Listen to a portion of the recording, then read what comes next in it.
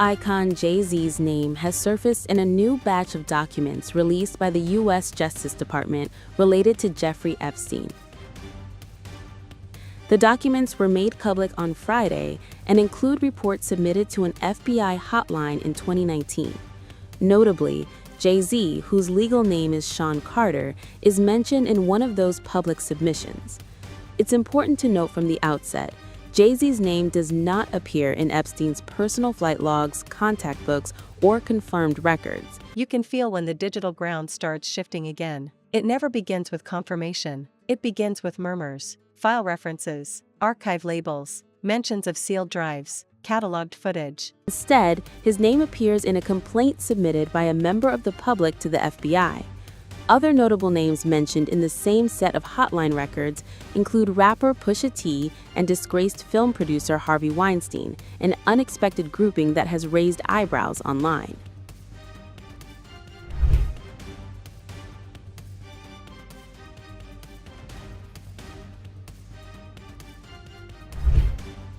The connection comes from a single complaint that has since circulated widely on social media. According to the document, the individual filing the report described believing she had been drugged, which she said clouded her memory. The complaint states that the drugging was attributed to individuals described as handlers, people who allegedly established friendships with victims. Within that complaint, the filer identified the artist Pusha T as one of those handlers. The document further claims that Weinstein and Pusha T attended a party where the complainant alleged she was drugged before sexual abuse occurred. The allegation involving Jay-Z is described separately in the same complaint. According to the FBI hotline report, the allegation involving Jay-Z is said to date back to 1996. The complainant alleged that she later awoke in the presence of Harvey Weinstein and Sean Carter, known publicly as Jay-Z, while Weinstein was allegedly engaging in sexual misconduct. Again, these claims appear solely in a public hotline submission. They are not backed by court findings, indictments, or confirmed evidence within the Epstein case files. Jay-Z and Pusha T are not listed in Epstein's verified records, travel logs, or contact lists. Still, the appearance of Jay-Z's name alongside Weinstein, whose criminal history is well documented, has fueled widespread online reaction.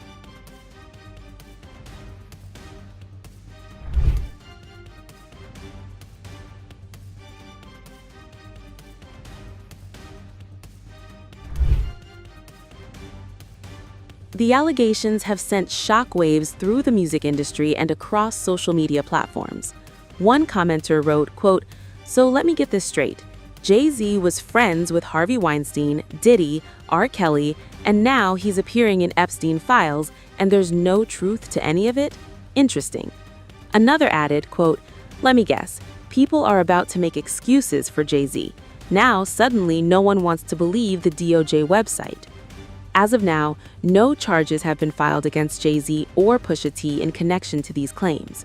The FBI hotline reports represent unverified allegations submitted by members of the public.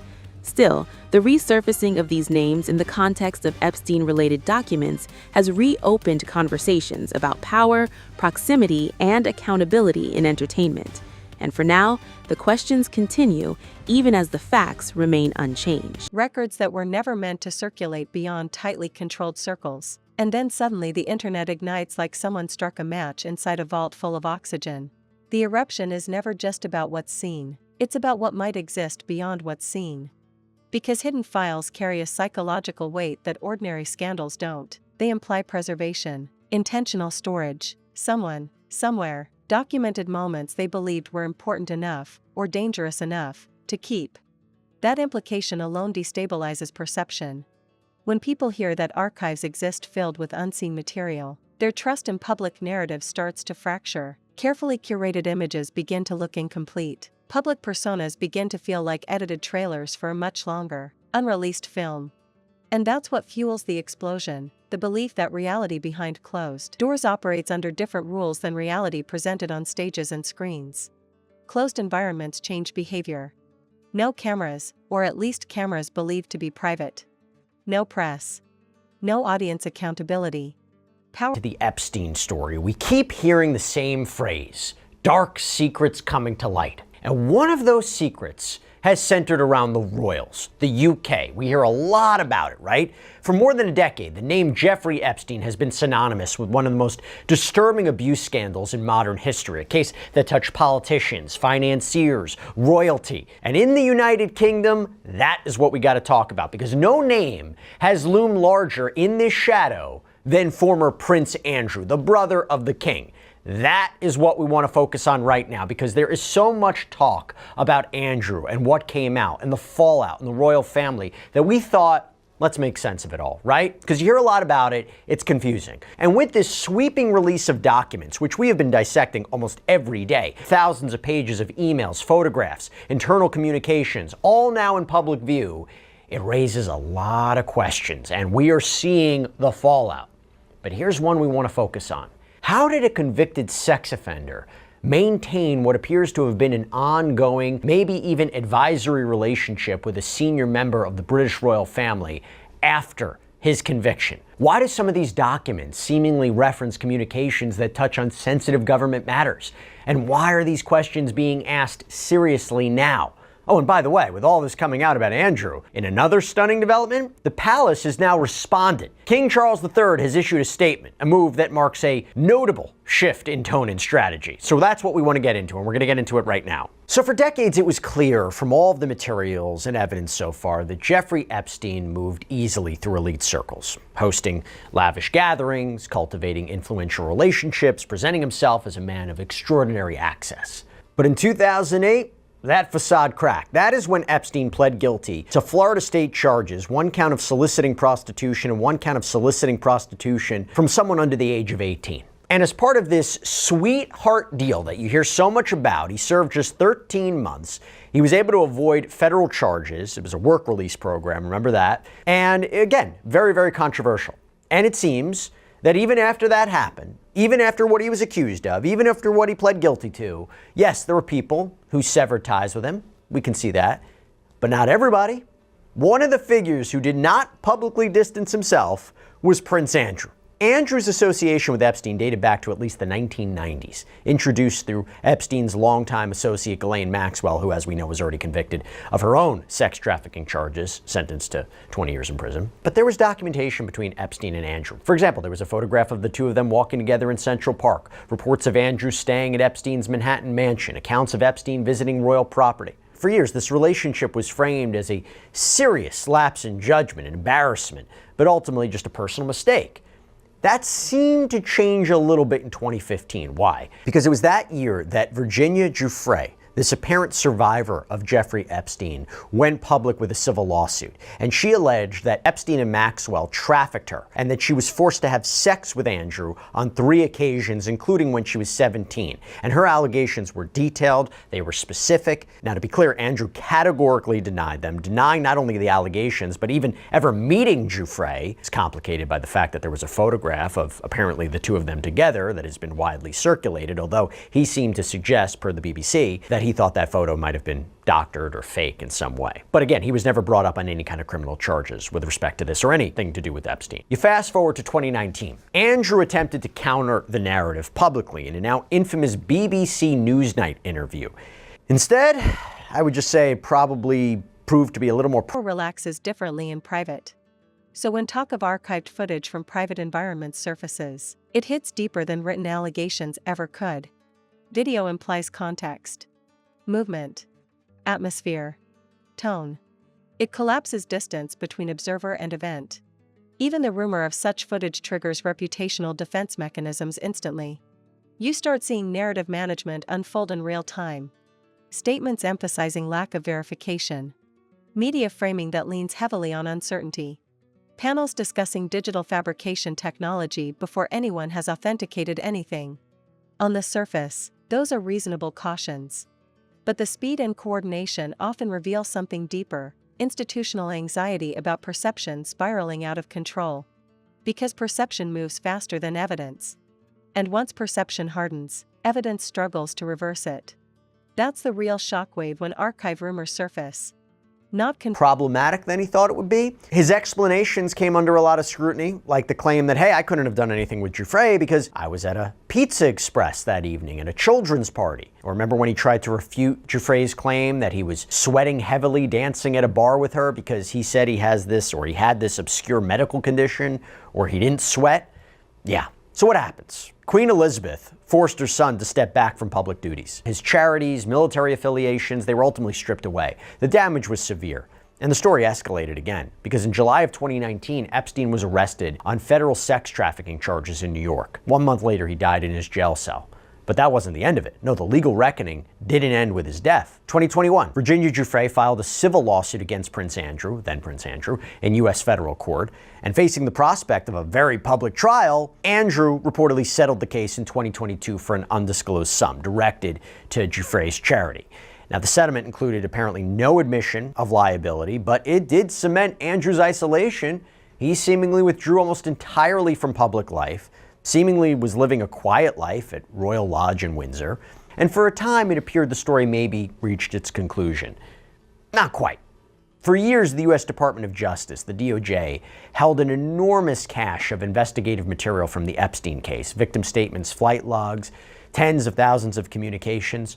And in late 2025, the Epstein Files Transparency Act forced the DOJ to begin releasing those records. Again, all the Epstein investigative materials in their possession, something that we've been covering religiously here on Sidebar. And the release was staggering, millions of pages. This wasn't interpretation, this wasn't rumor, it was raw material to be examined. And as we looked at these files, there was one set of documents that stood out. These email communications between Epstein and a contact identified as the Duke. Messages dated 2010 after, again, Epstein's conviction, discussing dinner plans, introductions, and most strikingly, emails in which Andrew allegedly appeared to forward official visit reports from a government trade mission in Southeast Asia directly to Epstein. Because at one point, Andrew was the UK trade envoy. So this shifted the story fundamentally, because these were time-stamped records suggesting an ongoing functional relationship between this convicted sex offender and a senior royal. So the consequences followed quickly. In October of 2025, as Giuffre's posthumous memoir renewed scrutiny and pressure mounted, King Charles took unprecedented action. He initiated the formal process to strip his brother of his remaining style, titles, honors. Andrew Mountbatten Windsor was no longer a prince, no longer a duke. He was removed from Royal Lodge, relocated to a smaller residence on the Sandringham estate. And then came the legal shockwave. The disclosure of the trade mission documents prompted a formal complaint to British authorities alleging a potential breach of the Official Secrets Act, legislation designed to protect sensitive government information.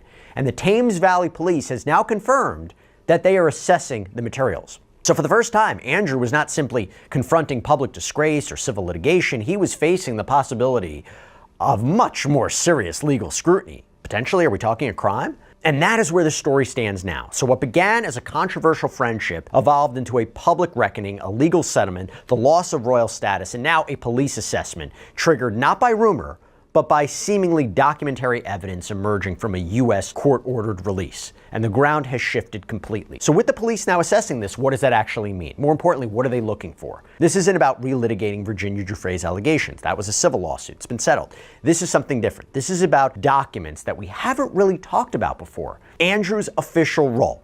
So in 2010, when many of those emails were sent, Andrew wasn't just the Duke of York. He was appointed the UK Special Representative. Confirmed wrongdoing, but confirmed vulnerability of image control.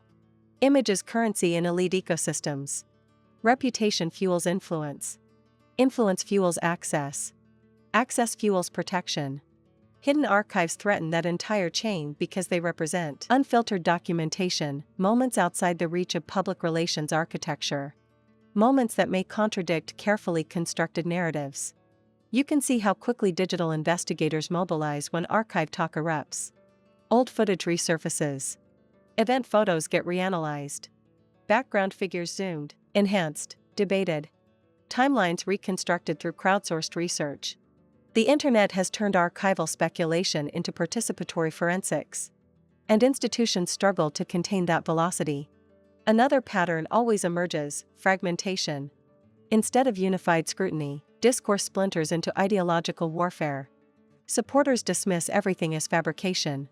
Critics accept for international trade and investment. And this complaint that sparked this police assessment focuses on emails where he appears to send confidential visit reports from official trips to Epstein. And that moves the issue from personal conduct to alleged potential misconduct in public office. So to understand the stakes, to understand what we're talking about, you gotta understand what we're talking about here, the Official Secrets Act. Think of it kind of as the UK's main law against government leaks. For someone in Andrew's position at the time, it can be a crime to make a damaging disclosure of protected information without authorization. What counts as protected information?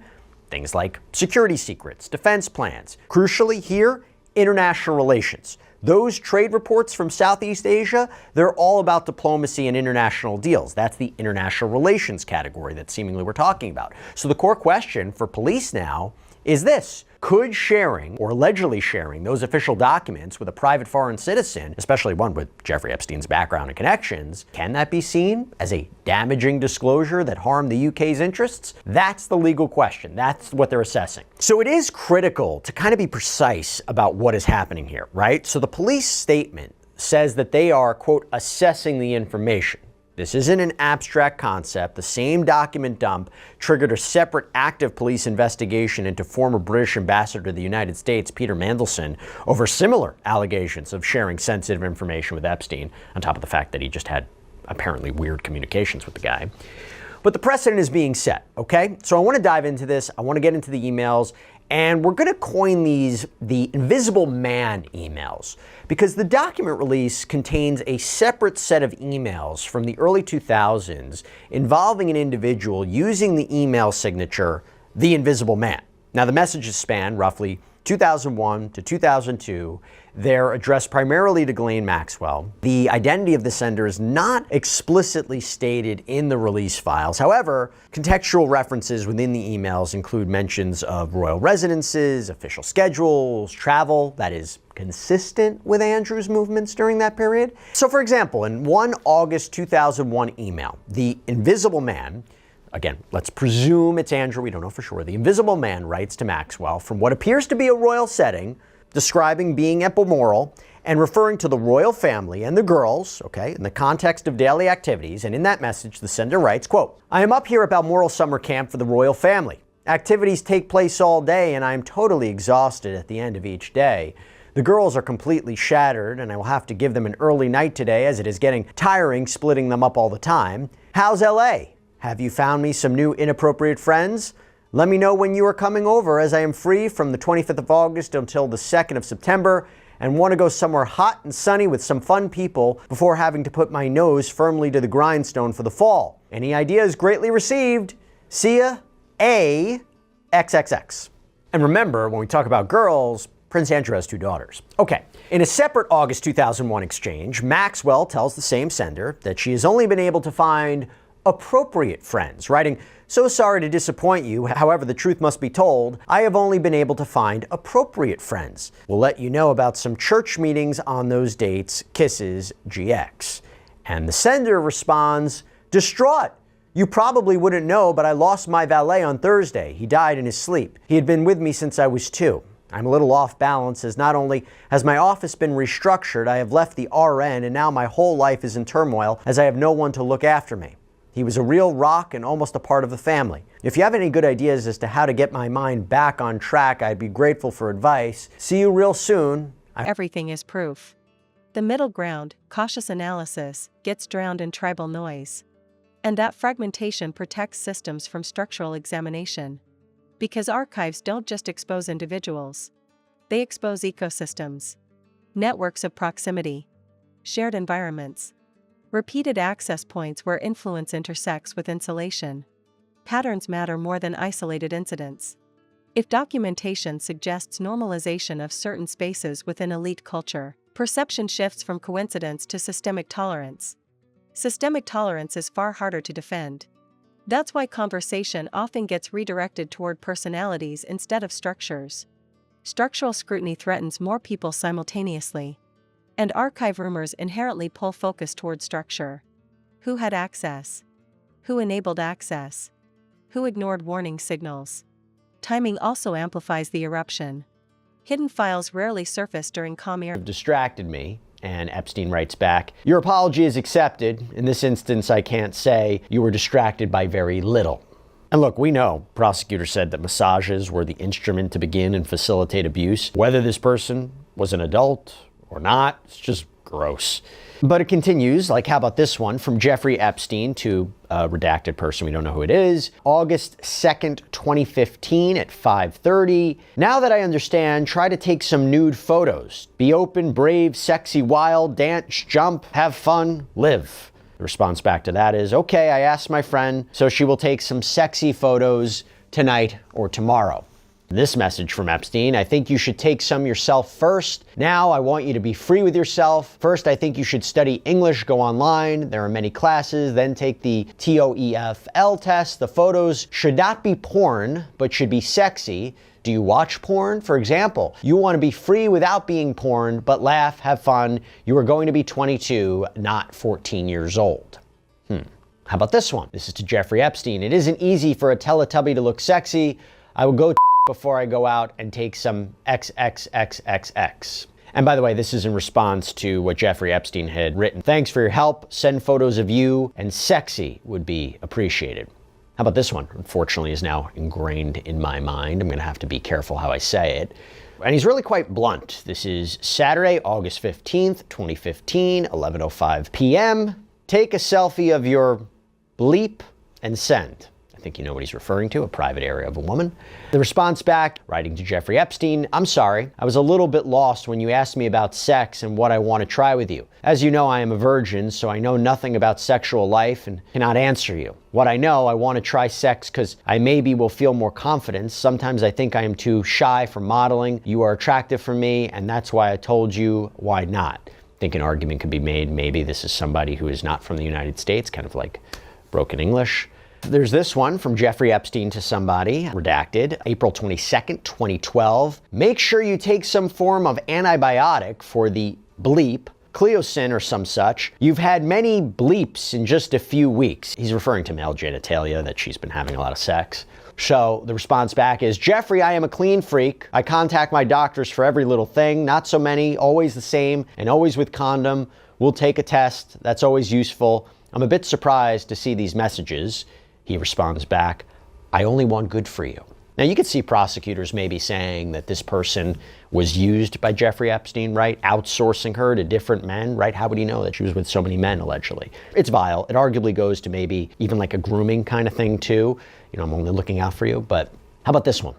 A riddle that honestly you're not going to soon forget. So it's written to Jeffrey Epstein, April 29th, 2013. What is greater than God, more evil than devil?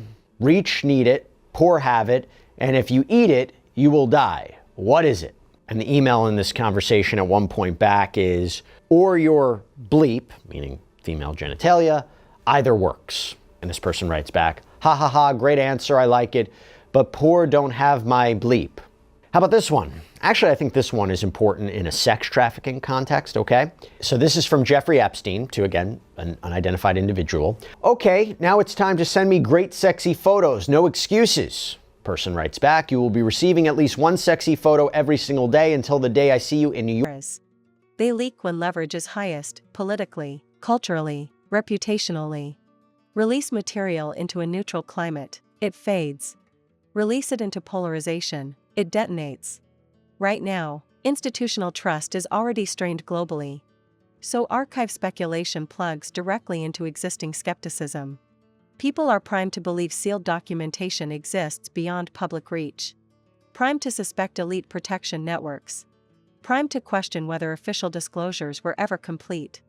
That psychological readiness magnifies shockwaves far beyond the actual contents of any alleged files.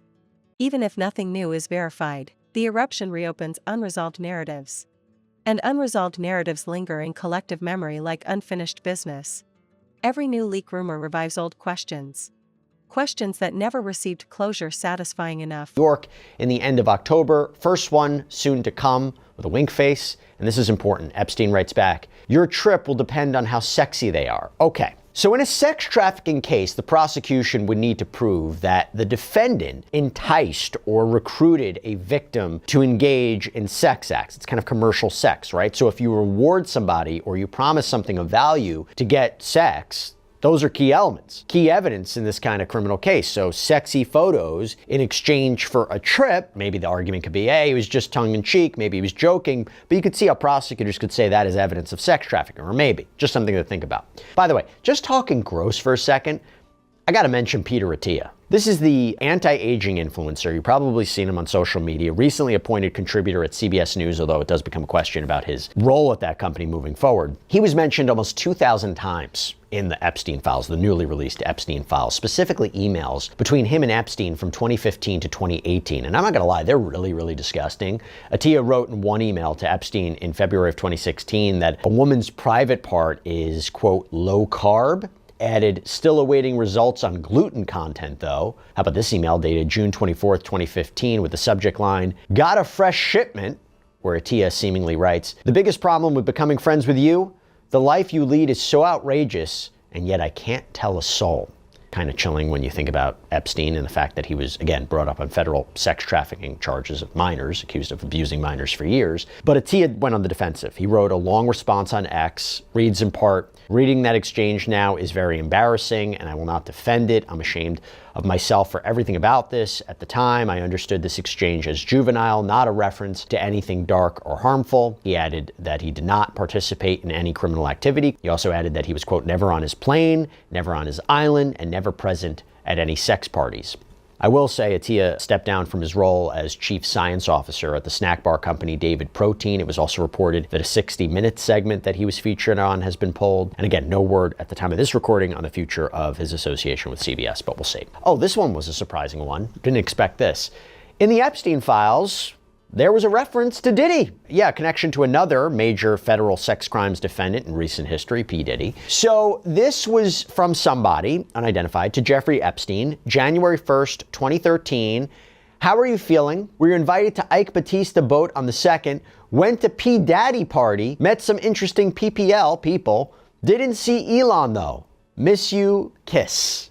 2013? Lot to break down here. To be clear, going to a Diddy party doesn't mean you were part of criminal activity or knew about it, but those parties came under a lot of scrutiny after Diddy was hit with over 50 lawsuits claiming sexual abuse and then charged with federal sex trafficking, racketeering, and prostitution counts. He was ultimately acquitted of the most serious charges at his very publicized trial, but he was convicted of transportation to engage in prostitution. He's currently in prison. But the Elon thing is interesting too, though, okay? Because assuming we're talking Elon Musk, I mean, I don't know another Elon that would come into play here. But Elon Musk, emails 2012, 2013, there were emails where it seemed to suggest the two were trying to meet up, him and Epstein. For example, December 2013, we'll be in the BVI St. Bart's area over the holidays. Is there a good time to visit? And then there was a response from JEE Vacation. I will send heli for you, seemingly a helicopter.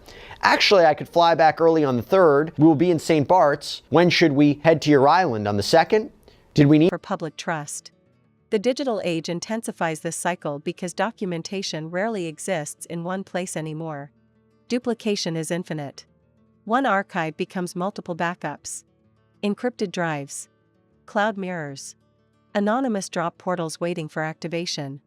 The belief that copies exist somewhere fuels the perception that nothing powerful stays buried forever. Someone always retains leverage. And leverage often lives in documentation. You're also witnessing reputation defense choreography unfold in real time. Allies speak cautiously. Spokespeople lean on procedural innocence rather than moral framing. Discussion itself gets labeled irresponsible. Curiosity gets reframed as conspiracy thinking. Because curiosity leads to pressure. Pressure leads to demands for disclosure. Disclosure threatens decades of image engineering. Image engineering is foundational to influence economies. It shapes public trust, partnerships, financial ecosystems, political viability. Hidden archives threaten that engineering because they represent uncontrolled reality capture. Moments where branding had no oversight. Moments where behavior existed without audience calibration. And once the possibility of those moments becomes widely believed, containment becomes nearly impossible. Even fabricated archives cause damage because they exploit pre-existing distrust. Misinformation floods these eruptions too. edited clips, AI-generated visuals, fabricated metadata. They imply privacy until breach, until leak, until archive activation. So when digital spaces erupt over alleged hidden footage and sealed records, understand what's actually detonating beneath the surface. It's not just scandal consumption. It's systemic distrust colliding with documentation culture. It's the public grappling with the idea that official narratives may be curated summaries rather than complete records. And once that doubt embeds itself, it doesn't fade easily. Because every new archive rumor reinforces the same underlying suspicion: that the vault is always bigger than what's been opened. That the files released are never the full collection. That somewhere, in encrypted silence, additional documentation waits for the moment pressure makes secrecy unsustainable. That belief alone is enough to rattle reputations, destabilize institutions, and ignite the internet repeatedly, long before a single verified frame ever reaches public view. Because in the digital era, buried archives are never assumed gone. Only dormant. Dormant until exposure becomes inevitable. And every eruption reminds the world that sealed history has a way of resurfacing, not always cleanly, not always fully, but always powerfully enough to shake the systems built on the assumption it would remain hidden forever.